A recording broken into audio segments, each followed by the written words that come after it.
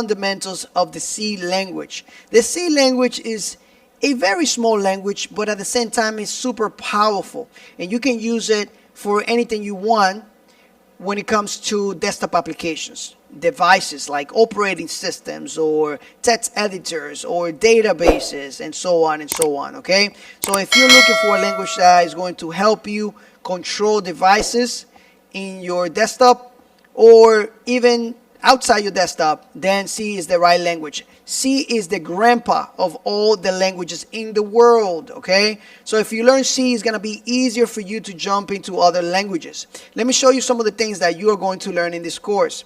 I'm going to show you how to install the C language in Windows and Mac, how to do math, how to work with files, functions, data type, operators, logical expression, loops, arrays.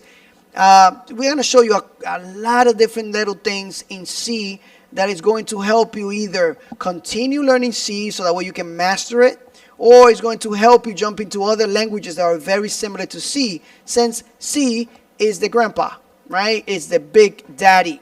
So if you guys are ready to start learning the fundamentals of C, let's get started.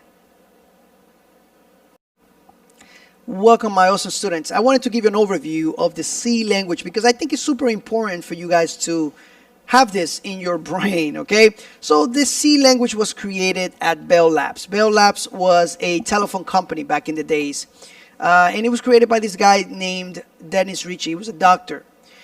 The C language was created in the 70s. It is a procedural language. You will not see any objects here. You can see objects in the C++ or C# language, which is derived from C, of course. You can tell on the name, right? C#, C++. Is a general purpose language, mid-level, meaning that you can use it for many things, but when we talk about mid-level, we're talking about very close to the CPU. There are low-level, mid-level, or high-level languages out there. And C is a mid-level. It's in between the low-level and the high level, even though some people call it low level, because it's also a low level in a way, because we are very close to the CPU, where there are a lot of things that we can use it for there, like to manage memory, okay, and talk very closely to the CPU, okay. It uses a compiler. That's another program that translates the text that we write in our editors, in that specific program, to zeros and ones, something that computer can understand, okay. Most languages out there derive indirectly or directly from C, meaning that this is the grandpa of mostly all languages out there, okay? Now, you might be wondering, what is C used for? Well, we use C to create desktop applications or just to create programs to manage other devices. And it's a very, very small language.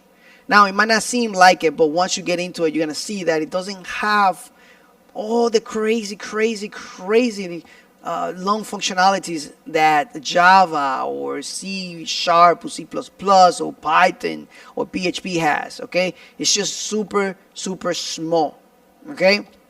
Now, let me give you some applications for C, some of the things that you can use it for. You can use it to create operating systems, text editors, printing programs, those little programs that are inside the printer.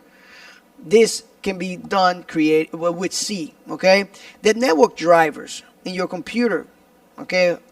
Some of them are, and most of them actually are created with C. Databases, even the compilers and interpreters of other languages are created with C. We can even create other languages, other programming languages. Python is a super powerful language, and it was created with C. Okay, so you can imagine how powerful C is. Remember, Python is a language that we use to manage robots, okay? Big data stuff. And we use C to create that language. Imagine how powerful C is. PHP is a web language. We use C, okay? Now, let me give you some features of C. C is super simple, portable, powerful, platform dependent, structure oriented, case sensitive, modular, and we use pointers, okay? If you don't know much about pointers, do not worry. I will explain it as much as I can later on. But I wanted to give you a little bit of a, introduction to C, so that way you have an idea what you're getting yourself into. Okay? Anyway, thank you so much for watching this, and I'll see you in the next lectures.